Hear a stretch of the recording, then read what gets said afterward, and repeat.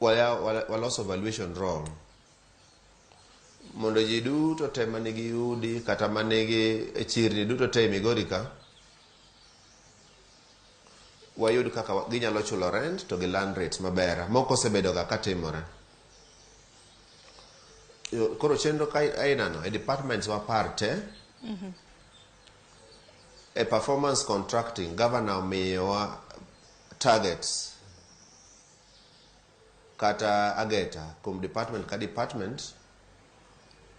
gik monego watim mondo seche ma revenue medore to japiny be yudo ber mar revenue no kokalo kuom gik ma county government timo negi kaka tero yath osiptal, gero chirni, keto pi, to gi programs mamoko kaka mane iwacho ma First Lady wa Dr. Agnes Ochilo timo kuom ne joma mine to gi ECDs mopogore opogore.